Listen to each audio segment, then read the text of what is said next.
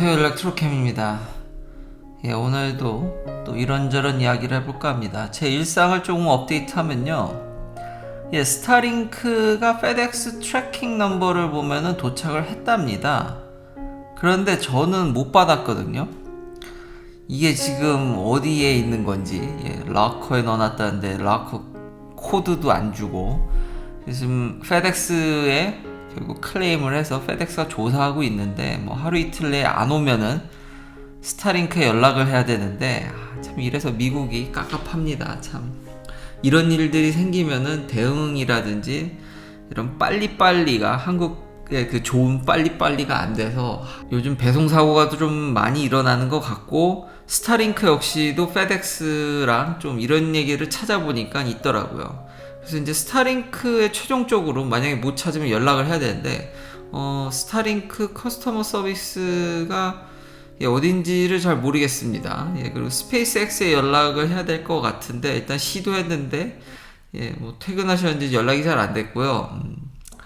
좀 깝깝합니다. 근데 이제 미국에 오래 살면 이런 거에 이제 적응을 해야죠. 뭐 이런 일이 한두 번도 아니고, 그렇긴 하지만 현재 그렇다는 점. 그래서 언박싱이 늦어지고 있습니다. 자, 이제 테슬라 얘기를 해보면요, 많이들 요즘 주식시장이 안 좋아서 전쟁 얘기도 조금 해야 될 것 같은데, 시장이 안 좋은 거지 테슬라는 여전히 잘 하고 있습니다.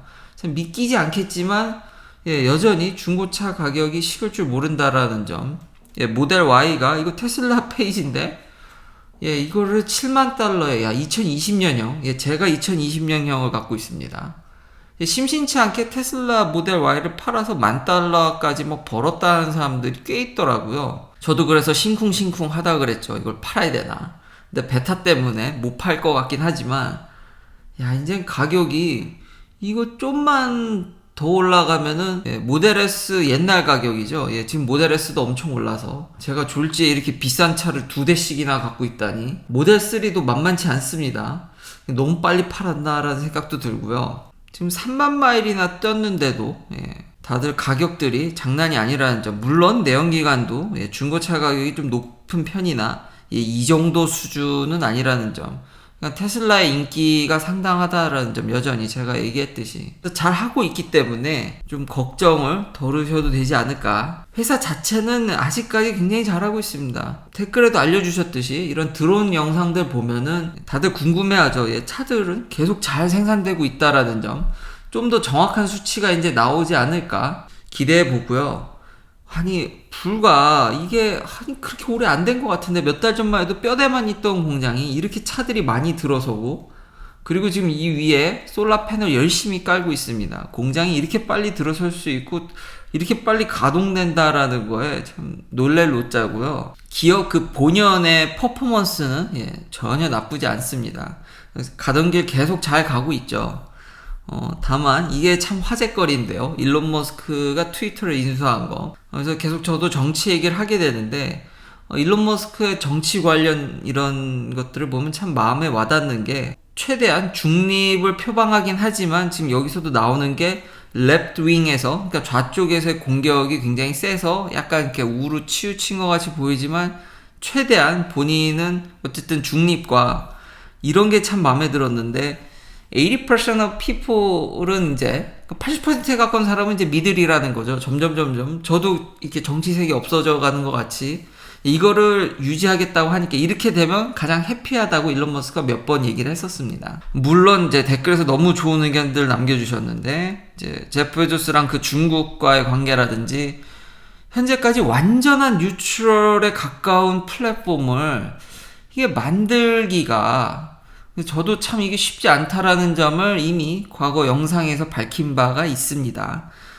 그러나 일론 머스크가 하면 뭐가 다르지 않을까. 그러니까 어렵다라는 제 개인적 의견은 피력했지만, 지금까지는 뭐 인수한 지 얼마 되지도 않았지만, 아직 뭐 마르지도 않았죠. 제대로 잉크가. 그렇지만 효과는 당장 긍정적이라는 겁니다. 어떤 면이 긍정적이냐면은, 이런 목표도 당연히 좋지만, 그리고 참고로 벤 샤피로, 이분 몇 개 영상을 봤는데 말을 엄청 잘하더라고요. 그리고 이상하게 제가 CNN 뿐만 아니라 워싱턴 포스트부터 해서 왜 이렇게 일론 머스크를 못 잡아서 안달인지 아무래도 미디어에 진출하는 게 꽤 부담인 것 같습니다. 제일 중요한 거는 저런 일론 머스크를 공격하는 기사들, CNN부터 해서 거대 언론들이 지금 엄청 일론 머스크를 이 트위터 인수권 때문에 때리고 있거든요. 그 덕에 노출이 너무 많이 돼가지고 트위터에 가입자가 늘었답니다. 인플럭스가 꽤 많이 늘었습니다. 이건 흡사 슈퍼볼 때 전기차 광고들이 막 터져 나오면서 결국 테슬라가 이게 주문량이 폭주하는 흡사. 그러니까 일론 머스크의 영향력이 어마어마하다는 걸 다시 한번 깨달았고, 전에 그런 제가 이 트위터의 현재 상태라든지 이 앞으로의 발전 가능성, 기존 주류 언론들이 이거 가입자 늘리기 힘들다라는 점들도 제가 전달을 해드렸던 것 같은데, 역시 일론 머스크의 영향력은 어마무시하다. 일론 머스크가 이게 자꾸 노출이 되니까 알아서 이게 트위터가 지금 뜨고 있다라든지 벌써부터 긍정적인, 그러니까 경제적으로요, 그런 효과가 나오고 있다라는 점, 이런 게 좀 눈여겨볼 만했던 것 같습니다. 테슬라가 굉장히 잘하고 있다라는 점은 다른 회사들을 보면요, 이제 포드가 어닝을 내놨는데 재미났던 거는 리비안 때문에 이제 러스가 발생한 거죠. 리비안 주식이 박살이 났으니까요. 뭐 그렇지만 여전히 가이던스는 뭐 10빌리언을 좀 넘는, 10빌리언 달러 넘는 12빌리언 달러. 근데 이런 가이던스를 봤을 때 현재적으로 테슬라 수익을 보면은 이제는 가이던스랑 뭐 꼭 맞진 않겠죠. 가봐야 알겠지만 현재 예측치로는 이런 거대 회사랑 이제 테슬라랑 수익이 비슷해져 가고 있네요. 이제 원년이 되는 게 아닌가. 포드 CEO의 말을 또 이렇게 재미난 부분을 보면은 우리는 뭐 테슬라 같지 않다. 원래 대량 생산을 잘 하던 회사고 픽업 트럭 포드 라이트닝이죠. F150 라이트닝을 잘 만들 것이다 라고 얘기를 했는데, 그리고 인플레이션과 이런 원가 상승의 압박을 우리는 뭐 이제 가격을 좀 올릴 만한 여지가 있다는 듯이도 얘기를 했습니다만, 글쎄요. 저는 좀 회의적인 면이 있고, 왜냐면 배터리나 이런 면에 대해서 이해를 좀 못하는 것 같은데, 뭐 리비안 CEO도 배터리에 대한 문제점을 얘기하긴 했었죠. 일론 머스크도 그런 면에 대해서 살짝 얘기를 하긴 했었습니다. 근데 4680 배터리 자체가 그리 큰 발목은 아니라고도 얘기를 했습니다. 이제 원자재는 근데 큰 부담이죠. 근데 그런 거에 대한 특별한 뭔가 포드도 열심히 GM과 같이 원자재를 이렇게 하려는 노력은 보이지만 테슬라만큼은 아닌데 과연 잘 할 수 있을지. 그리고 제가 최근에 BMW랑 포르쉐가 이렇게 시승을 많이 했지 않습니까? 근데 거기서 일하는 사람이 참 많다라는 걸 보고 저거를 어떻게 다 해결할까? 지금 최신 뉴스라도 이제는 미국도 이제 딜러십은 사실상 좀 끝나가는 게 아닌가. Death to the Car Dealership이라는 타이틀로 이런 기사들이 좀, 그러니까 의견, 오피니언들을, 사설들이 막 나오기 시작하고 있거든요.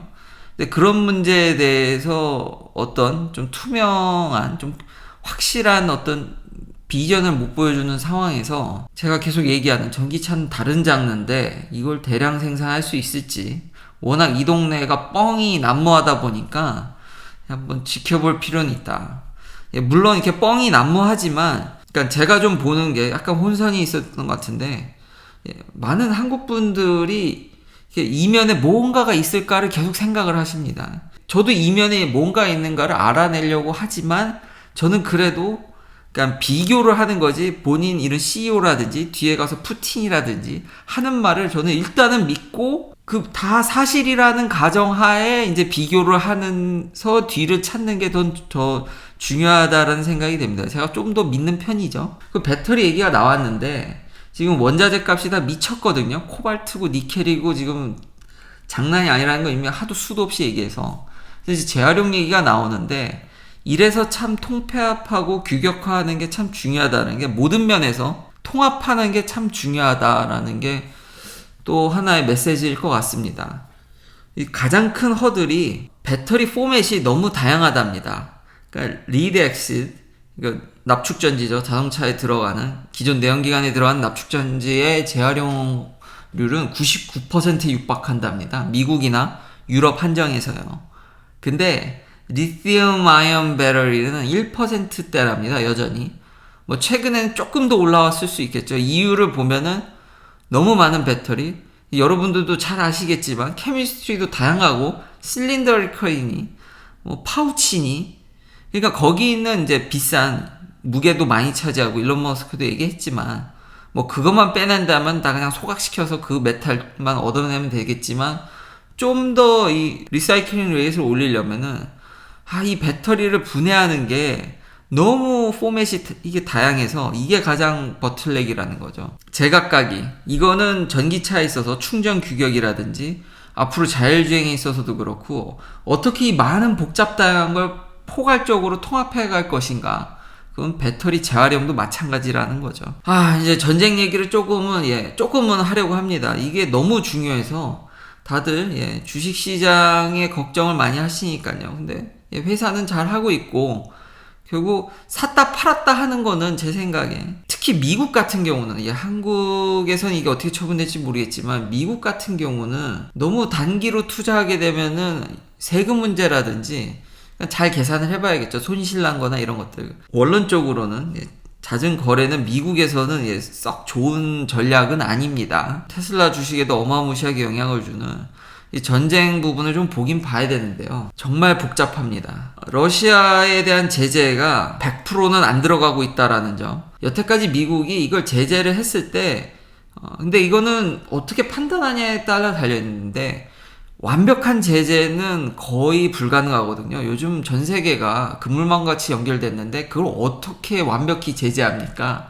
뭐 북한도 완벽히 제재가 안 되죠. 중국이 뒤에 버티고 있으니까. 북한 같은 나라도 100% 제재가 안 되는데, 저 큰 러시아를 100% 제재한다는 건 어렵지만 그런 것들이 좀 솔솔솔 나오는 게, 계속해서 러시아 오일은 좀 제재가 들어가서 좀 떨어졌지만 죽지 않을 정도로는 러시아가 오일을 팔고 있다라는 점. 믹스해서 파는 것도 이미 뉴스가 너무 많이 나왔고, 러시아도 계속 이걸 팔아야지 전쟁 자금을 마련하기 때문에. 또 재미난 뉴스는 폴란드랑 불가리아한테 이제 가스를 끊겠다고 그랬다가 그게 아니라고 또 부인을 했습니다. 그러니까 루블화로, 그러니까 러시아의 화폐죠. 그거로만 제공을 해주면은 계속 제공을 하겠다라는 거죠. 이 애매한. 그러면서 이 서방에서도 러시아의 오일이나 가스가 어느 정도는 들어가고 있다라는 점, 이게 완벽히 차단이 안 됐다라는 점, 전쟁 자금이 계속 들어가고 있다라는 거죠. 그러니까 전쟁을 이어나갈 힘이 있다라는 건데, 푸틴이 처음에 우크라이나를 침공했을 때 금방 끝날 것 같이 얘기했지 않습니까? 전쟁이 일주일이 지난 다음부터 말대로 안 됐지 않습니까? 그러니까 저는 푸틴의 말을 고지고대로 믿고, 전쟁이 금방 끝나겠구나. 그러면 처음 나왔을 때 아버지랑 얘기했을 때도 지금 계획이 뭐 스리슬쩍 변경됐었죠. 전쟁 초반에 예상대로 안 되고, 그걸 보고 오래 가겠구나 라는 걸 생각했지만, 그때도 여전히 여론은 금방 끝난다라는 여론이 많아서, 그리고 솔직하게 제 의견을 100% 막 얘기하고 싶지만 이게 전쟁이 오래 간다라는 얘기가 좋은 얘기는 아니지 않습니까? 그래서 일찌감치 얘기를 저는 못했죠. 그러다가 이제 오래 가는 걸 얘기해도 괜찮겠다 싶으니까 얘기하게 됐습니다. 그래서 이게 러시아 제재가 아까 얘기한 이런 것들이 있기 때문에, 정쟁 자금이 계속 들어가기 때문에 여전히 오래 갈 것 같고, 의견은 우크라이나가 좁혀지지 않고 미국의 원조는 계속되고 있죠. 지금 미국의 여론이 그렇게 나쁘지 않습니다. 여태까지 미국이 했던 전쟁들의 문제가 뭐냐면은 베트남전부터 해서 국민들 여론이 최악이었다는 겁니다. 전쟁이 조금만 길어져도. 아프가니스탄도 그렇고요. 그러니까 뺄 수밖에 없었는데, 정치인들은 결국 국민의 여론을 봅니다. 근데 현재 미국 여론이 그렇게 나쁘지가 않습니다. 군대가 가 있는 것도 아니고 바이든 대통령한테도 이게 나쁘지가 않아서 전쟁이 여전히 장기화될 거는 너무, 다만 이제 물가 상승률을 견딜 수 있다라고 미국 국민들은 썰비에서 얘기를 하고 있는데, 과연 얼마나 견딜지. 제 주변에 참 유태인들이 많거든요, 친구들이. 이거 이스라엘은 안 도와주냐? 이거 왜 젤렌스키 유태인인데 안 도와주냐는 얘기 나왔는데, 이스라엘도 이제 슬슬 중립에서 이제는 우크라이나를 원조하는 쪽으로, 그리고 생각보다 우크라이나에 유태인들이 꽤 많고요.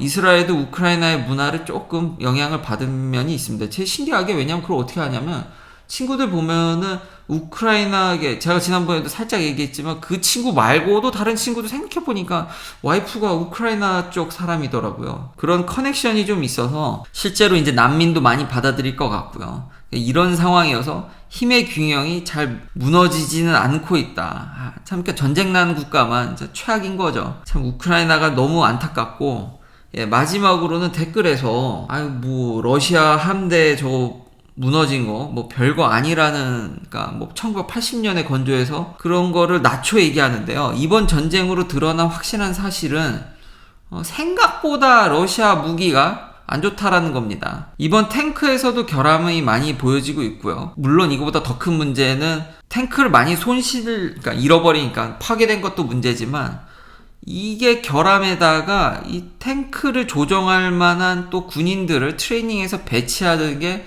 상당히 오래 걸릴 것으로 보인다라는 겁니다. 이미 걸프전 때 나왔던 건데, 물론 왜 이런지는 알 것 같긴 합니다. 현대전이 미사일 위주로 움직이고 있기 때문에 상대적으로 러시아가 이런 부분에 있어서 좀 약해졌던 게 아닌가. 그리고 댓글의 답도 1980년에 건조돼서 조금 오래된 건 맞지만 계속해서 업그레이드를 하고 있었고요. 그리고 1980년대 만들어진 무기들이 이제 전자장비들이 들어가기 시작했기 때문에 좀 더 장기적으로, 워낙 이런 배 하나 건축하는데 돈이 억수로 들거든요. 비행기도 마찬가지입니다. 그래서 업그레이드를 고려해서 다 설계를 해놨기 때문에 이거 러시아가 업그레이드를 많이 해서 2040년까지 쓰는 걸로, 지금 미국의 최신의 전투기들도 꽤 생각보다 설계는 초기 만들어진 것들 80년대 만들어진 것도 꽤 있습니다. 근데 업그레이드를 해서 쓰는 거죠. 이것도 업그레이드해서 2040년까지 쓴다고 했는데 업그레이드가, 이게 기사가 2020년입니다. 업그레이드 한지 얼마 되지도 않아서 미사일 맞고 침몰한 거면 타격이 큰 거 아닙니까? 그래서 이거는 오래됐으니까 뭐 별거 아니다라고 얘기하기는 좀 힘든 것 같고요. 러시아 쪽의 이번 무기가 전쟁으로 드러난 거는 생각보다 전체적인 미사일 위주의 흐름 속에서 러시아가 이런 쪽이 좀 약해지지 않았나라는 게 보여진 것 같습니다. 긴 영상 시청해주셔서 감사합니다. 내일도 테슬라 관련 이야기들로 찾아뵙겠습니다.